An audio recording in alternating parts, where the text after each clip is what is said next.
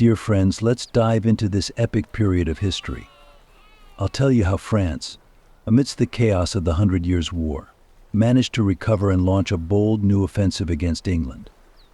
Now we'll explore a kingdom's resurgence and how the war entered a new phase. After suffering great losses in the early years of the war, France entered a challenging recovery process. This recovery was not just military but also involved political and social revival. France made a concerted effort to overcome difficulties both at home and abroad, and to develop a strong resistance against England. At the center of France's recovery during this time was, undoubtedly, the leadership of Charles V. Charles V, known as the Wise King, began to rebuild France under his rule. The role of the king during this post-war period was crucial in reshaping France's national identity and military strength. Charles V revamped France's military strategies, reorganized the army, and reinforced national unity. One of the most significant steps in France's recovery was suppressing regional conflicts and rebellions within the country.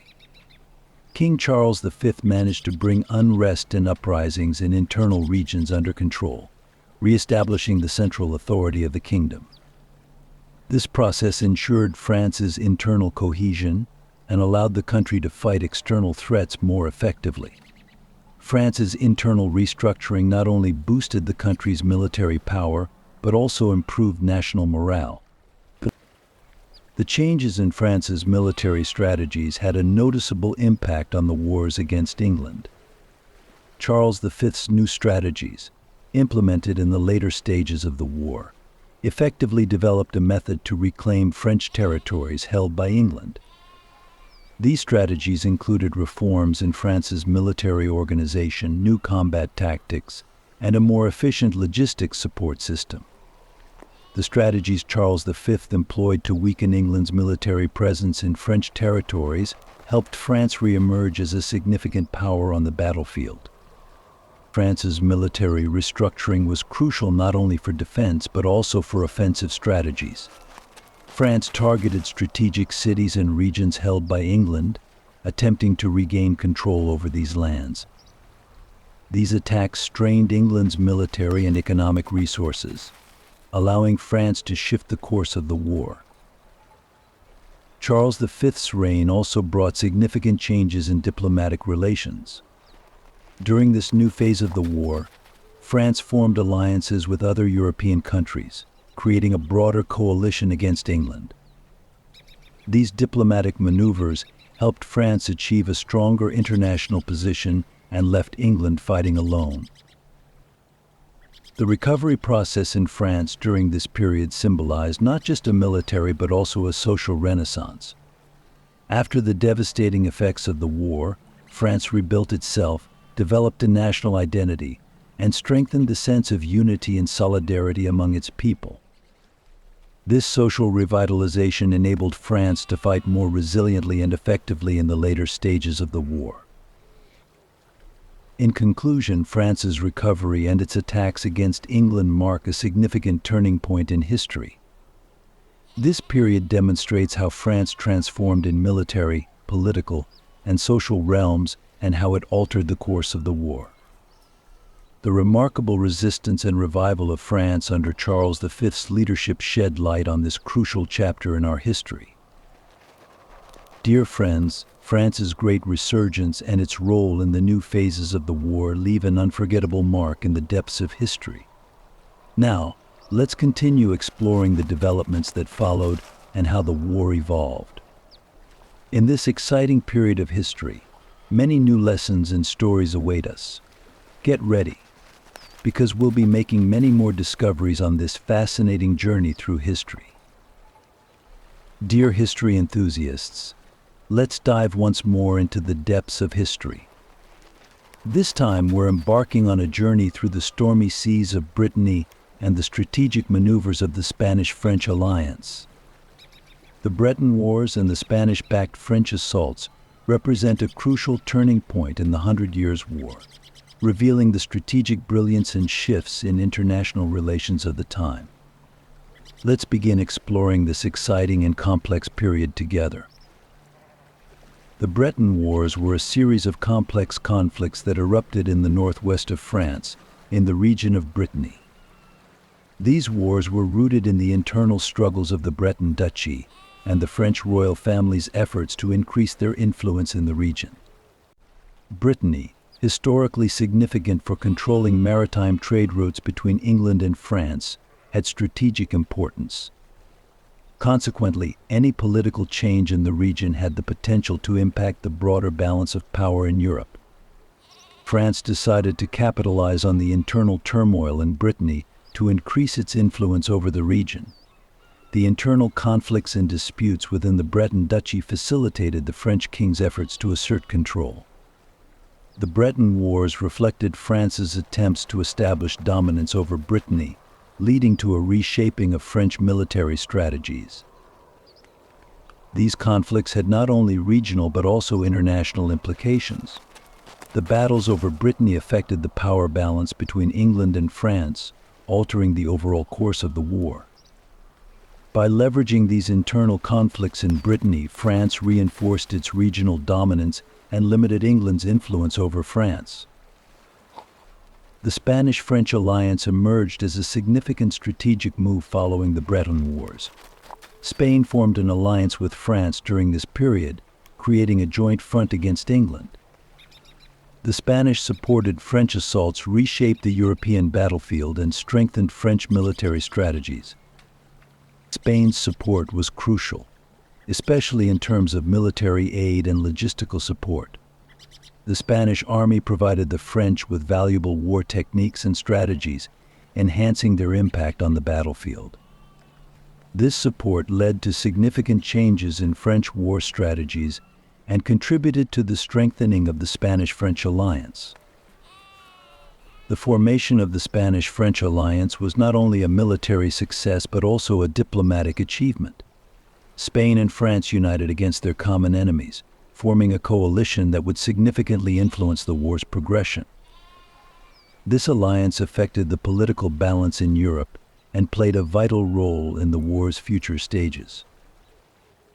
The Breton Wars and the Spanish-supported French assaults marked a pivotal moment in military strategy. During these conflicts, French and Spanish forces introduced innovations and changes in warfare tactics. The methods and strategies used during the Breton Wars played an important role in shaping the overall course of the war. The Spanish-French alliance was effectively utilized in the new phases of the war. The support provided by the Spanish army played a decisive role in the French attacks against England. This support enhanced French military success and limited England's dominance over France. The consolidation of French control over Brittany and the power gained through Spanish support affected Europe's military and diplomatic balance. The cooperation between the French and Spanish during this period played a significant role in altering the course of the war and increased France's influence on the international stage. Dear friends, the Breton Wars and the Spanish-backed French assaults have left an unforgettable mark in the annals of history. This period illustrates how strategic moves and international alliances can change the course of a war. Now get ready to explore more about this crucial period and examine the developments that followed. On this fascinating journey through history, many more exciting events await us. Dear history enthusiasts, let me take you on a fascinating journey through one of England's darkest and most complex periods, the spectacular rise of Henry V and his grand preparations for war. This era is not just about the rise of a king, but also about the shaping of a nation's destiny. Together, we'll explore Henry V's ascension to the throne and his preparations for war, examining each moment in detail. When Henry V ascended the throne in 1413, it marked the beginning of significant changes on the political stage of England. Despite his youth, Henry's leadership abilities and charisma made him a beacon of hope for the nation. However, Henry's rise was not only a personal triumph, but also a pivotal moment for England's war-torn future. Henry's father, Henry IV, had been dealing with a series of internal and external conflicts. During this period, England faced internal unrest and strained relations with France, threatening the stability of the country. After Henry IV's death, the young Henry V took the throne to address these complex issues and rebuild the nation. Upon his accession, Henry V decided to transform England's military and political landscape. As soon as he became king, Henry V turned his attention to military preparations. The long-standing conflict with France presented a significant obstacle. Therefore, Henry V began preparations by first addressing internal unrest and then planning a comprehensive military campaign against France. Henry's first move was to transform a society plagued by disorder and indulgence into a disciplined and orderly army. He abandoned old and outdated military methods and began developing modern and effective strategies. Training and discipline were at the heart of his military reforms. Henry aimed to create not just a powerful army but an efficient war machine. Henry's preparations for war were not limited to military strategies. The king developed a strategic plan for the war against France. This plan aimed to target France's weaknesses and enhance England's international influence. Henry conducted extensive intelligence work to identify and effectively target France's vulnerabilities. Henry's war preparations were part of a grand strategic plan. The king aimed to launch a major offensive against France, which was planned not only as a military operation, but also as a diplomatic and strategic success. Henry analyzed France's military strength and strategic position to identify the most effective attack points. Henry's plan involved targeting key cities and ports in France. This strategy aimed to weaken France's economic and military resources and establish England's superiority. Henry's preparations for war were meticulously carried out to achieve these significant strategic objectives.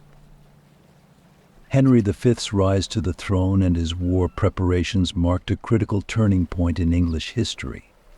The goals and strategies set by the king for this period aimed to strengthen England's position on the international stage and secure a major victory over France. Henry's preparations demonstrated his military genius and leadership skills. This period symbolizes not only the rise of a king but also the resilience and determination of a nation amidst war and struggle. Henry V's ascension and war preparations left a significant mark on England's history and were crucial steps in shaping the outcome of the war. Dear friends, the rise of Henry V and his preparations for war offer a captivating story of this important historical period. This story helps us understand the strategic depths of the war and the shifts in international relations. Let's continue exploring these crucial moments in history and understanding how Henry V's great battle efforts were shaped. It's a pleasure to accompany you on this intriguing historical journey. Dear history enthusiasts, let me take you on an exciting and epic journey through the Battle of Agincourt. This battle was not just a conflict but a turning point where heroism and strategy reached their peak, determining the fate of a nation. Now, let's explore step by step how the English path to victory unfolded on the tumultuous grounds of Agincourt. The year was 1415, and young King Henry V had launched a major campaign into French territory. This campaign aimed to enhance England's sovereignty and prestige, while also determining the outcome of the 100 Years' War with France. The Great Battle at Agincourt became one of the most crucial and decisive moments of this campaign. The English faced a large and experienced French army. The English forces struggled to secure victory amid numerous challenges. Many believed that this battle would lead to a major defeat for England. However, under the leadership of the young King Henry V, the English decided to fight bravely. As King Henry V prepared for battle, he showcased his strategic acumen and military genius. Despite France's military strength, Henry V's strategy included a plan that would completely change the course of the war. The English army, although outnumbered, was strong and disciplined, which made Henry's plan even more significant. The battlefield itself offered a strategic advantage, allowing a small English force to hold off a large French army. Agincourt, with its narrow terrain, highlighted the superiority of the English archers and the vulnerabilities of the French cavalry. Henry V planned to use this confined space and the effectiveness of his archers to trap and weaken the French. One of the defining elements of the Battle of Agincourt was the role played by the English archers. Hundreds of English archers, with their longbows, changed the course of the battle. The archers targeted the French vanguard, weakening them and creating a significant impact as the battle progressed. The French underestimated the marksmanship and effectiveness of the English archers. The archers quickly neutralized the French cavalry and turned the battle in England's favor. This success boosted the morale of the English army and caused the French to face a power they hadn't anticipated at the beginning of the fight. As the battle progressed, the English strategic moves and bravery determined the outcome. The heavy losses and morale collapse of the French army led to England's victory. This victory was not only a military success but also a significant boost to England's international prestige. The victory at Agincourt was achieved under the leadership of Henry V and the courage of the English soldiers. This battle solidified England's superiority over France and marked a critical turning point in the Hundred Years' War. Henry V's military brilliance and strategic skills shone at Agincourt, making it one of the key moments in English history. The results of the Battle of Agincourt had profound effects on both England and France. England gained a significant morale boost and increased its international prestige. France, on the other hand, had to deal with the losses and difficulties brought by the battle. This conflict became an important milestone in the long and complex saga of the Hundred Years' War. Dear friends, the thrilling story of the Battle of Agincourt demonstrates how heroism and strategy combined to change the fate of a nation. The victory under King Henry V's leadership is a remarkable success story etched in history.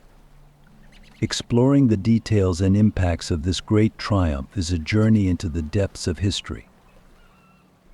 Now we'll continue to closely examine the developments following Agincourt and the long-term effects of the battle. The lessons and impacts of this significant historical event provide important insights not only into the past but also into the future. It's a pleasure to be with you during these important moments in history. Dear friends, as we delve into the depths of history, one of the most inspiring figures that emerges is undoubtedly Joan of Arc.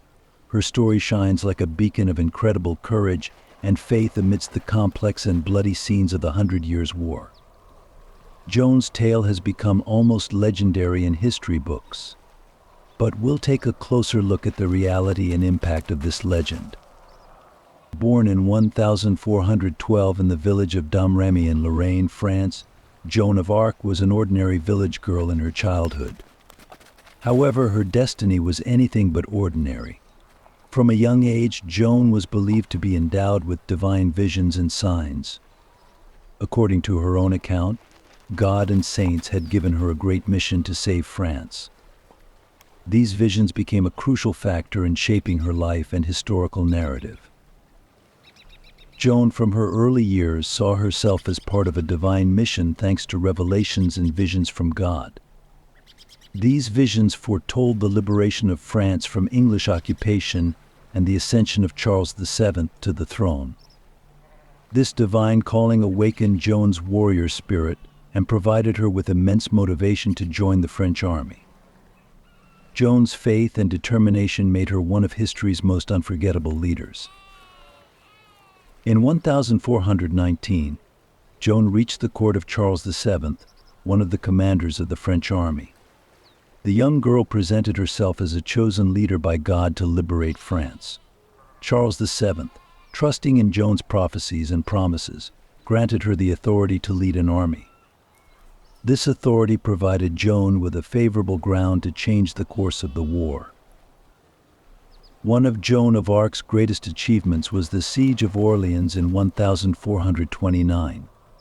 This strategic city was under English control and posed a significant threat to the French. Joan boldly took to the battlefield to lift the siege. The liberation of Orleans was accomplished through Joan's leadership and military strategies. Joan provided the French army with a tremendous morale boost and freed the besieged city. Joan's success at Orleans was not just a military victory but also a boost to French morale and fighting spirit. Joan changed the course of the war and became a figure supporting Charles VII's ascension to the throne. Her victory created a beacon of hope among the French and marked a significant turning point in the fight against the English. Joan of Arc's story transcended the battlefield, becoming a symbol of courage and faith in history. However, this heroism story lived on not just as a warrior but also as a legend. Joan's personal bravery, faith, and strategic brilliance are what made her unforgettable throughout history.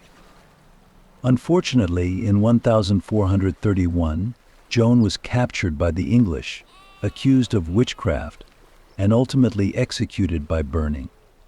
Nonetheless, her story became a major source of inspiration in France's revival. Joan of Arc's impact was felt long after her death.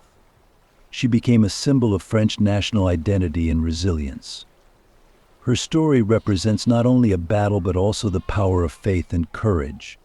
Her struggle is remembered as a grand heroism story in the eyes of both the French and the world. Joan of Arc's story shows how one person can create an immense impact beyond the battlefield and history. The combination of courage, faith, and determination made Joan one of the most influential figures in history. She was not just a warrior but also a source of inspiration and a historian. The legend of Joan of Arc continues to shine like a star in the depths of history. Now let's continue to explore the legacy Joan left behind and how she changed the course of wars. This fascinating moment in history reminds us once again of the power of courage and faith. Understanding the life and impact of this great warrior provides a profound perspective on history. Hey friends, let's dive into one of the most inspiring moments in history, the Siege of Orleans and Joan of Arc's incredible victory. The Siege of Orleans wasn't just a city battle, it was a struggle that changed the fate of France and became a symbol of a nation's rebirth. Joan of Arc's massive victory became a key part of both military history and national identity. In 1415, England's constant attacks on French soil had seriously weakened France's power and morale. Orleans had become one of the critical points of the conflict because the city was strategically located on the Loire River and was under siege by the English. The English planned to capture the city to advance more easily into the heart of France. This siege was a huge threat to the French and created a demoralizing sense of hopelessness. At that time, France was struggling with internal conflicts and weak leadership. Charles VII's rise to the throne was filled with uncertainty and crises. Joan of Arc's emergence during this dark period shone like a beacon of hope. But Joan wasn't just a soldier, she became a source of national morale. In 1429, during the Siege of Orleans, Joan of Arc caught the attention of Charles VII. Joan presented herself as a messenger sent by God and proposed a plan to save France. Her plan included not only military strategies but also aimed to boost French morale. Joan's unique leadership style gave her a great impact and the power to change the course of the war. Joan realized that the French needed morale and confidence, so she decided to take action and head to Orleans. Her brave initiative sparked great excitement and hope among French soldiers. The Siege of Orleans began in 1428, with the city surrounded by the English's strong siege lines. The English had laid a tight siege around the city to ensure the French lost this strategic point.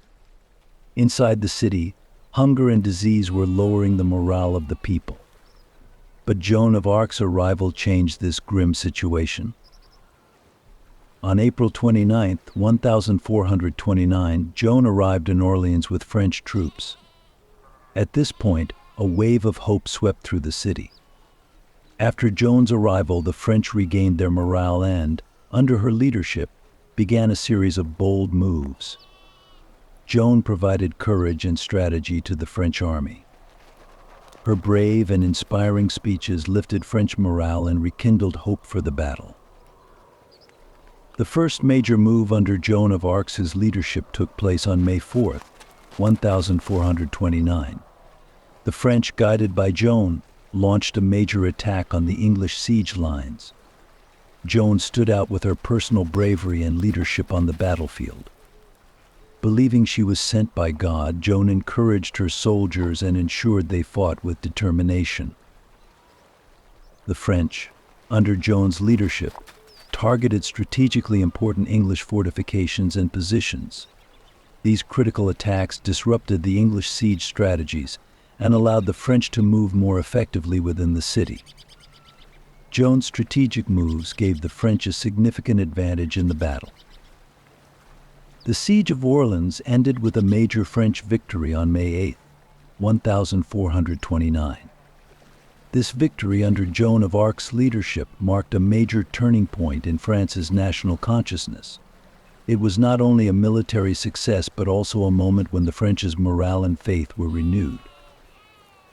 Joan's victory supported Charles VII's succession to the throne and gave a huge boost to his efforts to consolidate France's kingship. Joan's success at Orleans became a symbol of the French people's struggle for freedom and independence. This victory also provided a significant strategic advantage in the fight against England. Joan of Arc's success at the Siege of Orleans cemented her place in history. She was not just a warrior but also a symbol of a nation's resistance and rebirth.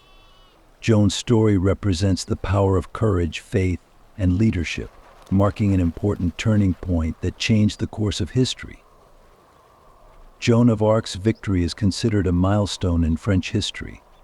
Her courage and determination played a crucial role, not just on the battlefield, but also in restoring national consciousness and unity.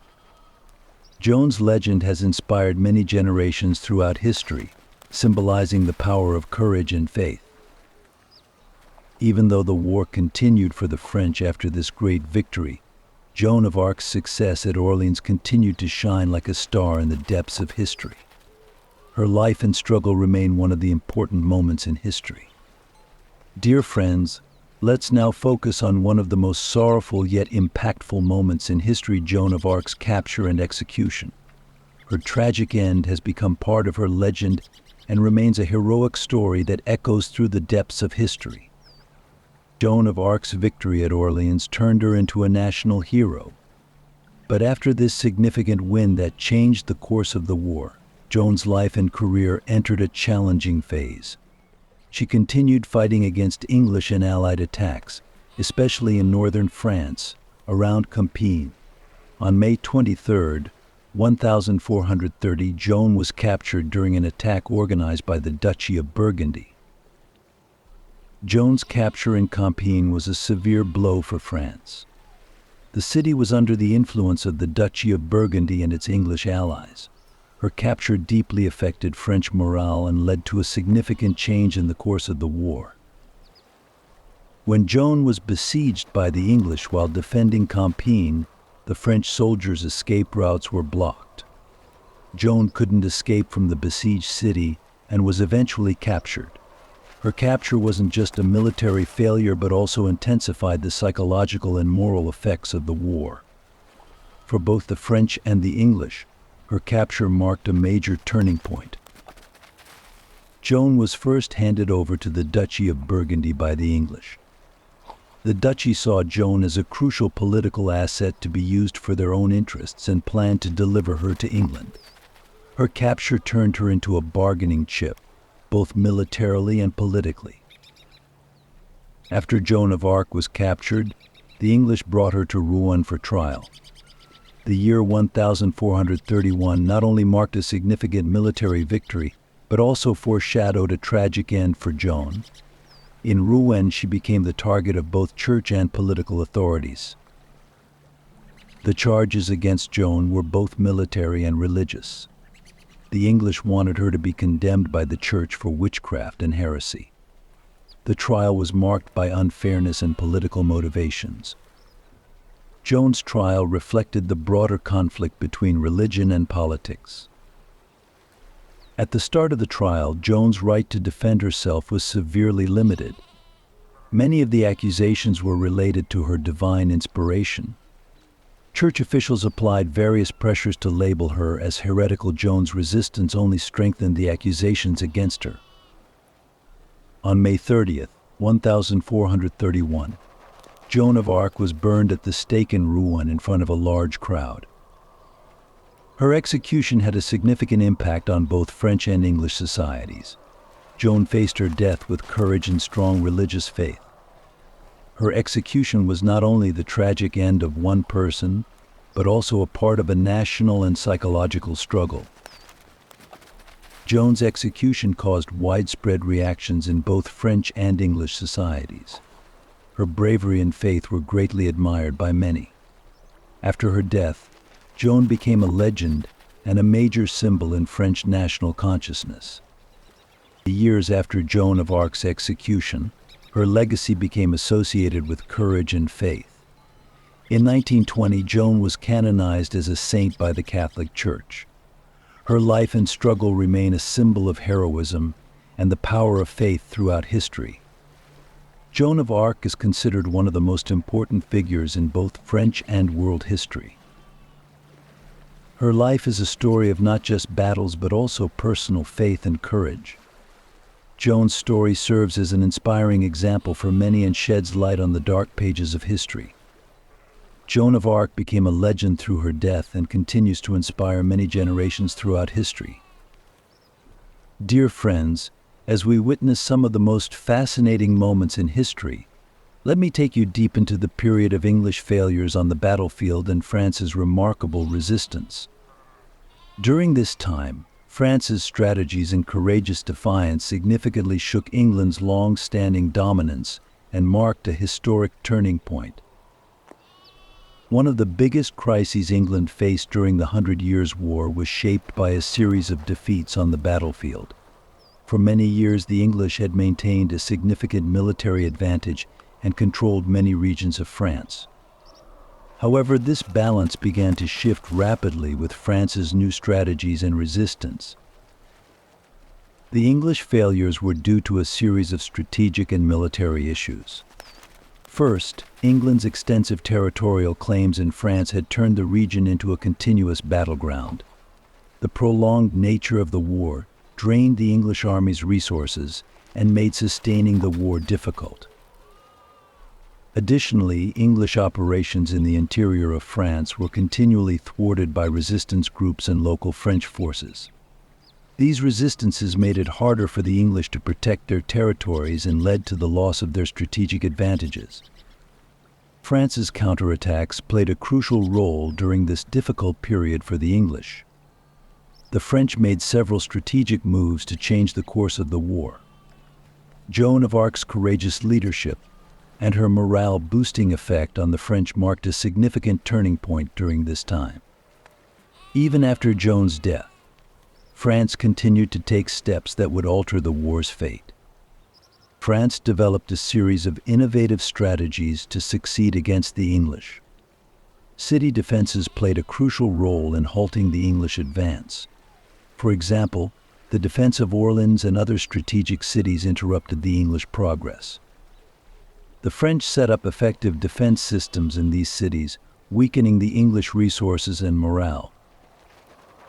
Moreover, the French adopted more agile and effective military tactics.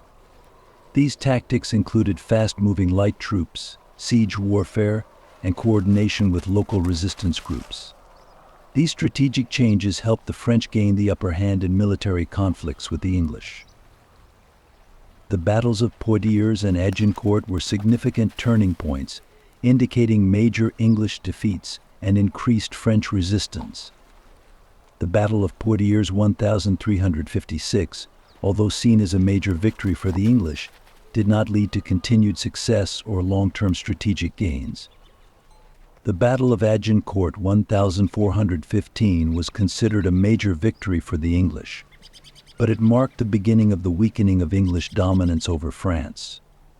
France's counterattacks represented not only military success, but also achievements in political and economic arenas.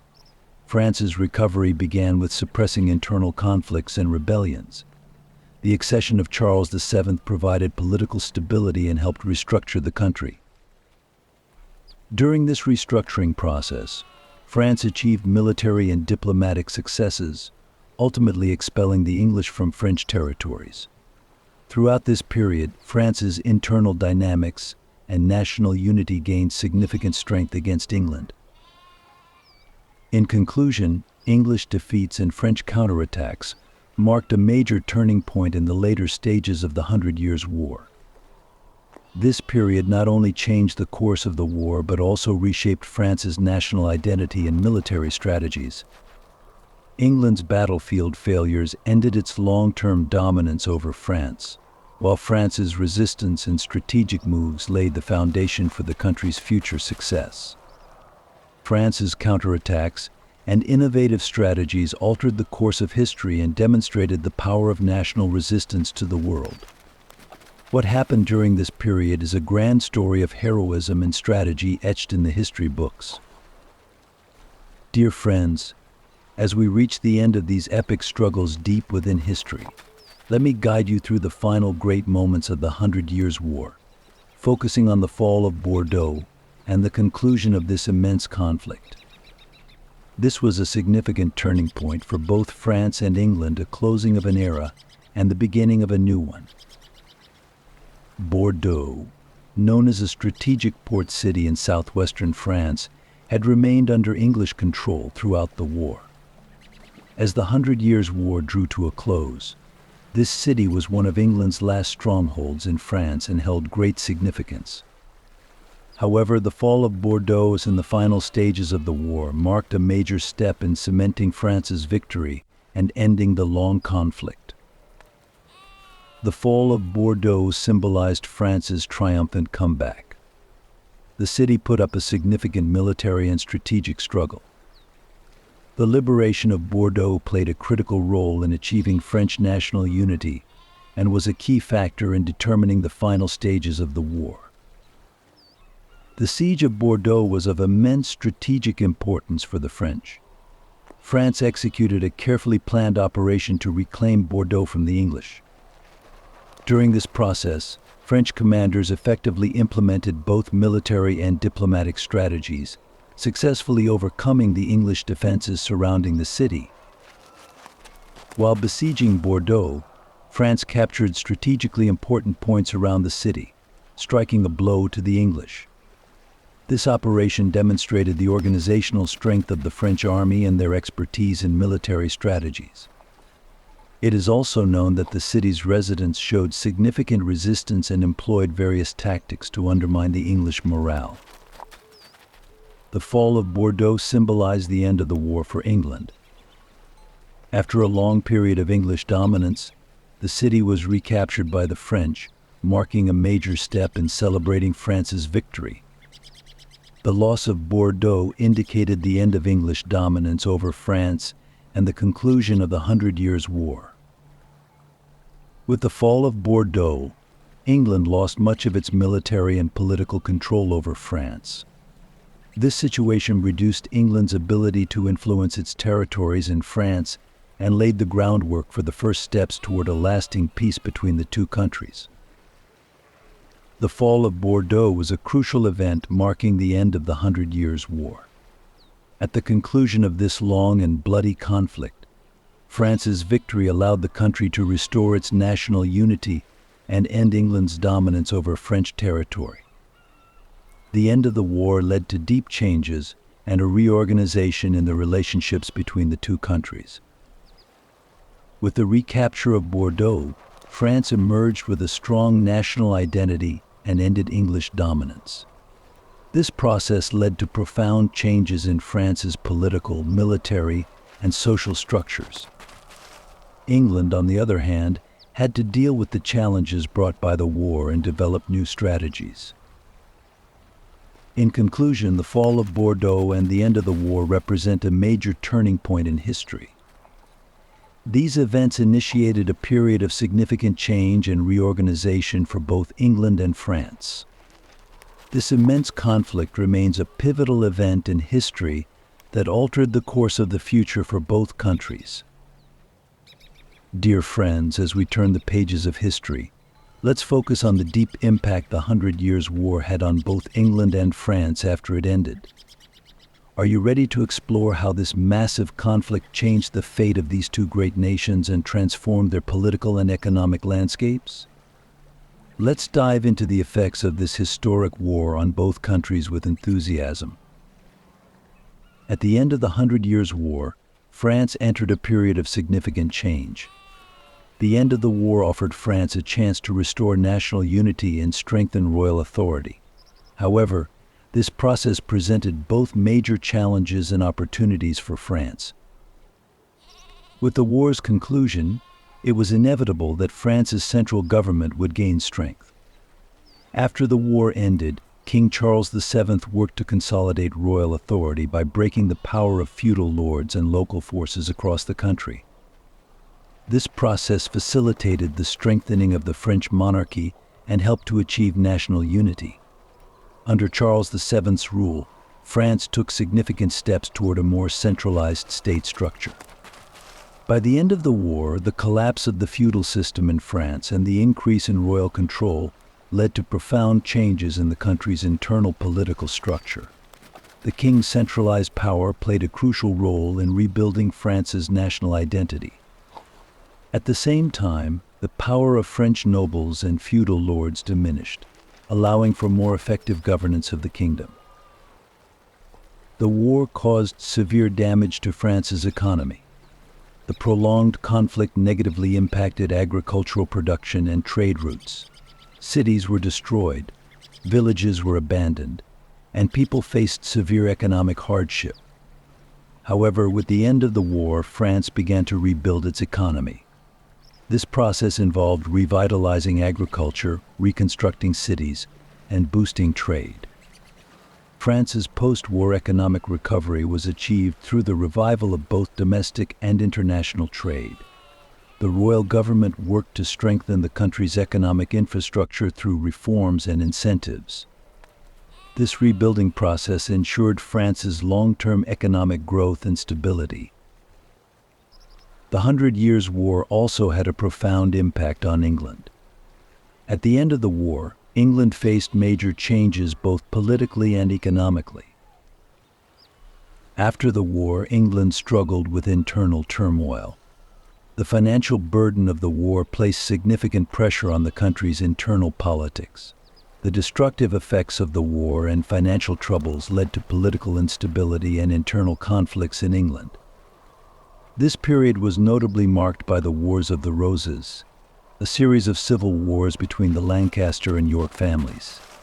The weakening of the monarchy and internal unrest caused significant changes in England's political atmosphere. England faced serious economic problems due to the financial strain and devastating effects of the war. The Hundred Years' War drained England's financial resources and plunged the country into a difficult economic period. The financial crises brought on by the war had negative effects on agricultural production and trade. Additionally, the post-war period saw significant social changes in England. Economic struggles in rural areas led to social unrest and societal changes. After the war, England had to develop new strategies for international relations and foreign policy. Losing its dominance over France, England opted for more cautious and strategic steps in its foreign policy. The country revisited its diplomatic relationships and trade policies to overcome the challenges brought by the war and establish a new balance. Following the Hundred Years' War, both France and England faced significant changes. France restored national unity and royal authority, while entering a period of economic rebuilding. England, on the other hand, grappled with internal conflicts, financial crises, and social changes. This major conflict profoundly transformed the history, politics, and economic structures of both countries, shaping their future paths at this crucial historical crossroads. Dear friends, as we dive into the depths of history, it's fascinating to see how wars have not only transformed people but also revolutionized war strategies, weaponry, and military structures. Are we ready to explore how the Hundred Years' War led to groundbreaking innovations in warfare tactics and weapon technology, including longbows, artillery, and the evolution of chivalry? Let's get started. One of the most striking innovations of the Hundred Years' War was the English use of longbows, which revolutionized the battlefield.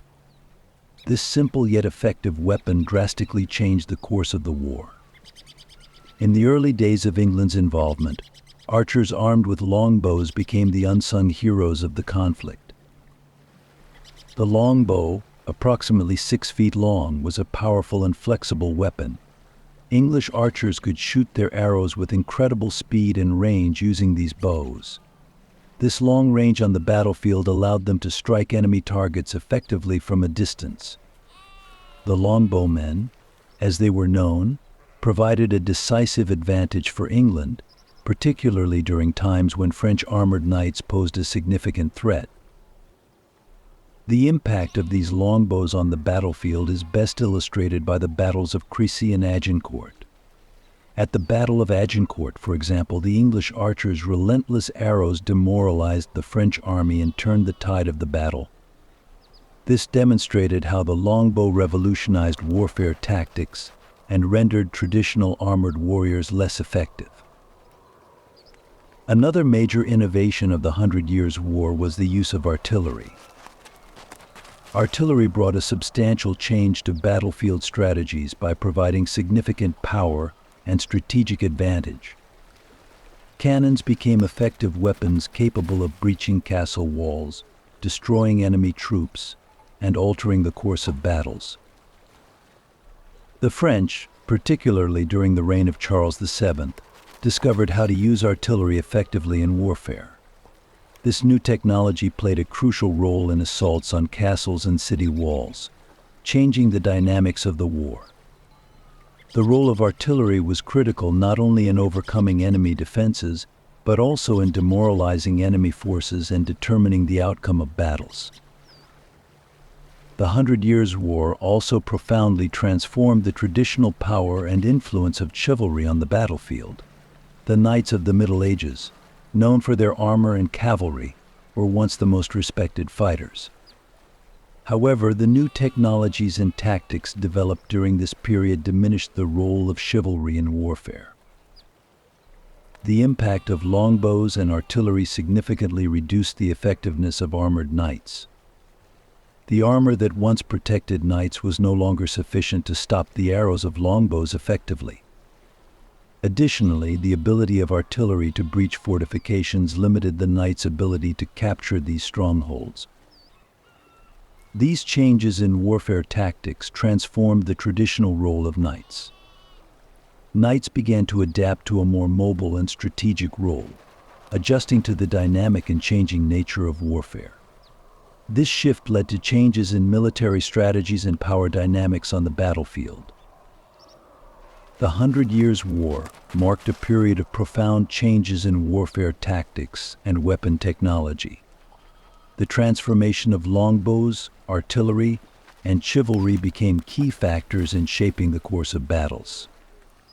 The use of longbows by the English, the power of artillery on the battlefield, and the evolution of chivalry illustrated how military strategies evolved and how the dynamics of war changed. After this great conflict, the nature of warfare was fundamentally altered, laying the groundwork for modern combat tactics. This process is crucial for understanding the impact of military strategies and technology on warfare. The deep transformation that occurred during this period is a perfect example of how wars evolve not just in physical terms but also in strategic and technological dimensions. Dear friends, as we delve into the depths of history, we find ourselves facing a period that brings us face to face with the great battles, heroics, and changing values of the past.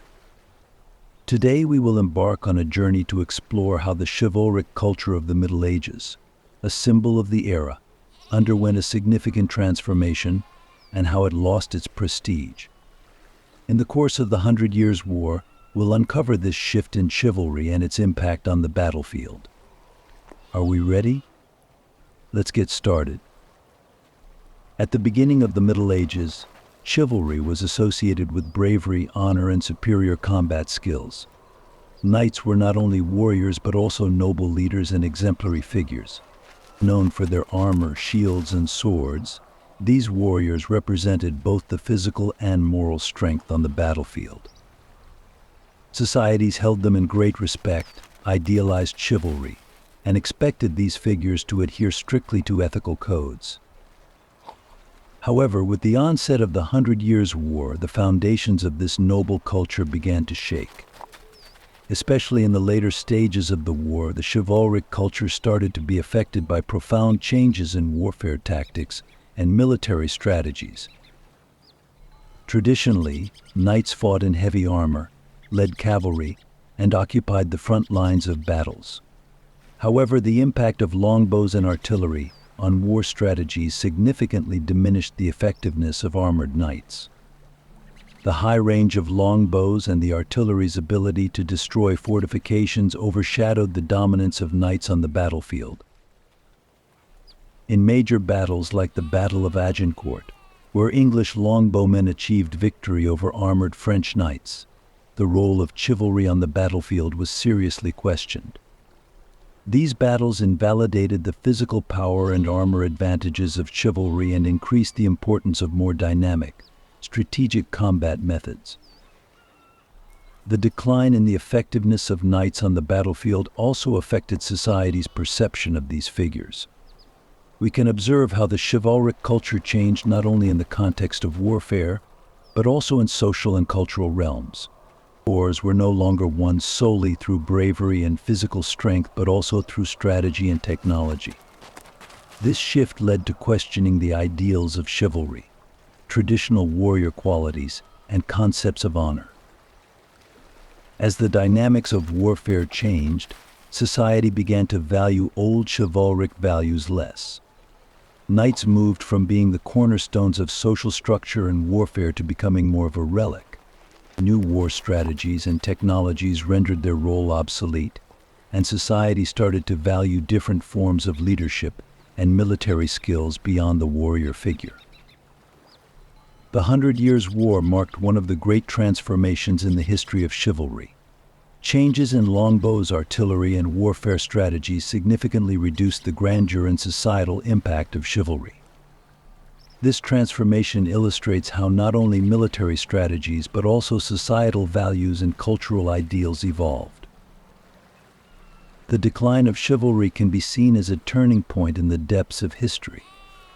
Wars are now shaped not only by heroism but also by technology, strategy, and dynamics.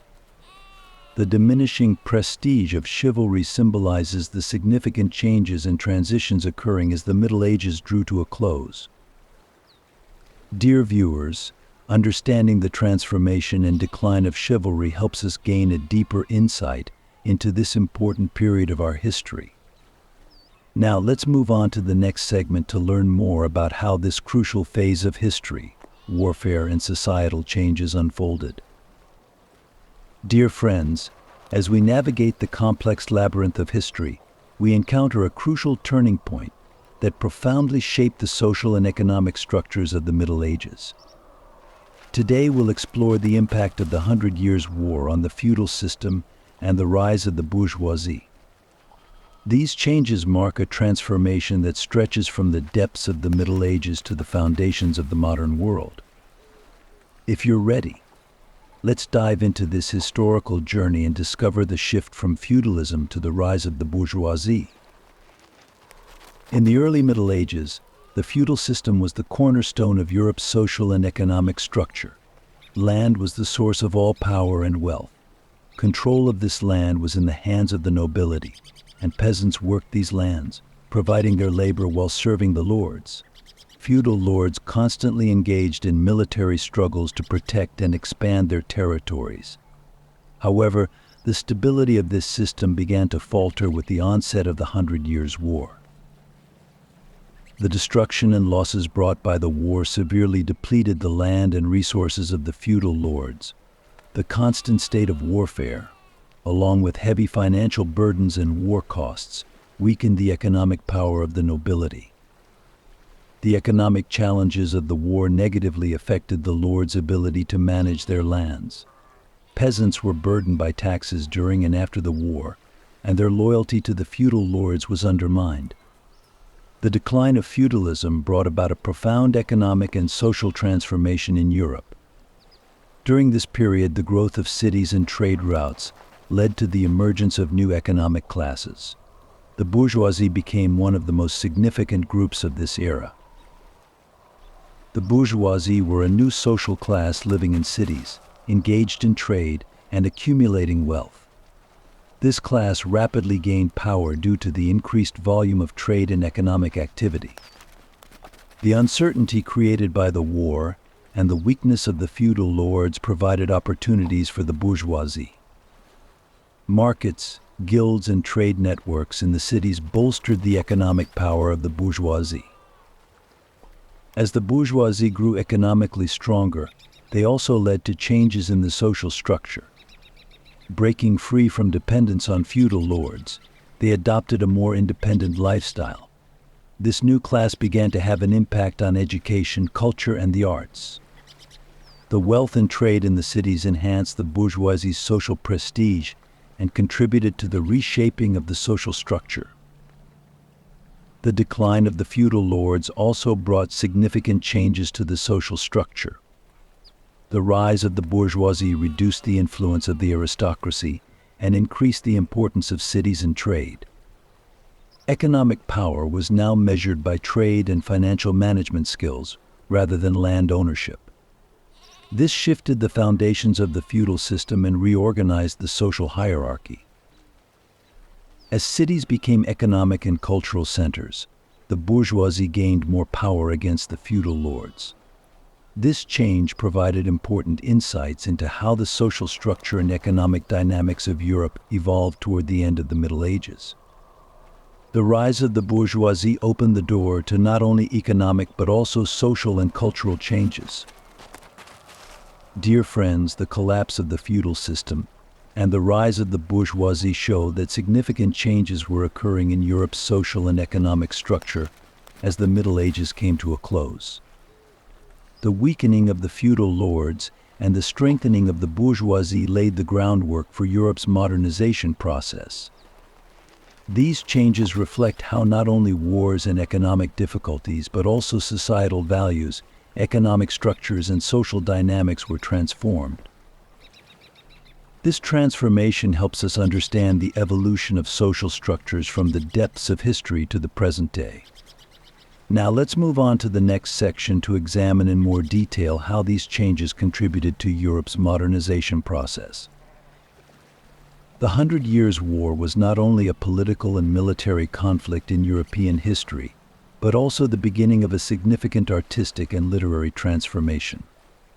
This long and bloody struggle shaped not only borders and kingdoms, but also cultural and creative thought. The impact of this war was so profoundly reflected by the artists and writers of the time that these works transmitted both the dramatic effects of the war and the spirit of the era from generation to generation. Under the influence of the war, significant changes occurred in the art world.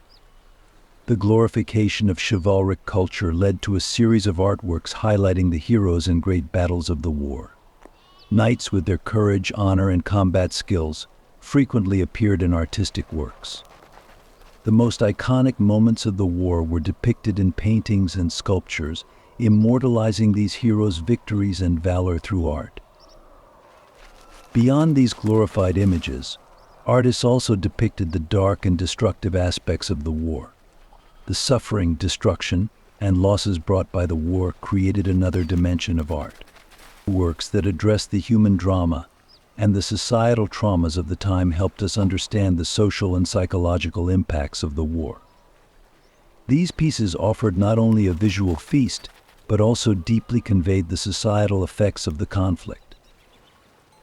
In literature, the impact of the 100 Years' War was widely felt. During this period, heroic stories and epic tales of the war held significant importance. Poets and writers chronicled the major events, heroes, and epics of the war. These works conveyed the drama and heroism of the war in an epic style. Medieval poets, in particular, composed long poems narrating the great figures and moments of the war. The war's effects were also evident in folk literature. Popular legends and folk tales reflected the heroism and events related to the war, mirroring the public's perception of the conflict. These tales and legends reached a broad audience, forming the cultural memory of the period. The life and struggle of Joan of Arc had a profound impact on the literary and artistic worlds. Joan, as both a war hero and a mystical figure, inspired countless literary and artistic works. Her story, particularly rich in tragic and heroic elements, gradually transformed into a legend. Joan's life not only brought drama and heroic tales, but also introduced social and religious critiques. The influence of the 100 Years' War on literature and art allows us to understand both the dramatic and cultural aspects of the period. Artists and writers reflected both the glorified moments and the dark sides of the war in their works. These pieces helped us grasp the societal and psychological impacts of the war while preserving the cultural and aesthetic values of the time. Art and literature have always been powerful tools for expressing human experience and social events. The 100 Years' War demonstrated the effectiveness of these tools and how historical events reflect deep effects on the human spirit. These works not only illuminated the artistic and literary expressions of an era, but also shed light on the human condition and the complexities of war. We've had the chance to take a deep dive into the complex and fascinating world of the 100 Years' War. This long and grueling conflict wasn't just a historical period, it was one of the most profound and impactful stories in human history. On this journey, we explored every aspect of the war, from its strategic depths to its effects on literature and art. At the start, we looked at how the conflict between two major kingdoms overturned the political and military balance in Europe. The war's intricate tactics, various stages of the struggle, and moments of heroism have all been etched into the pages of history. But this war wasn't just a military struggle, it also marked the beginning of a cultural and social transformation. Artists, writers, and the public reflected the deep marks of the war in their works, and these creations have survived as reflections of both the era and the war's complexity. The inspiring story of Joan of Arc and the war's impact on art and literature helped us understand not only the physical but also the spiritual and cultural dimensions of this great conflict. Through this in-depth exploration of these monumental historical events, we see that the 100 Years' War was not just a time period, but a significant and thought-provoking chapter for all of humanity. It shows us how wars and conflicts shape not just territories, but also cultural and human values. Digging into a historical event helps us not only understand the past, but also grasp how it has influenced today and will impact the future. It's been a pleasure sharing this deep exploration with you. If you enjoyed this journey, please remember to like the video and subscribe to the channel. Also, feel free to share your thoughts and questions about these historical events in the comments. I hope to make you a part of this informative adventure. See you in the next video, where we'll explore another intriguing chapter of history. For now, remember our journey into the past and how the grand stories of history are shaped not just by years, but by emotions and experiences. Farewell, and keep curious and open to learning in your historical explorations.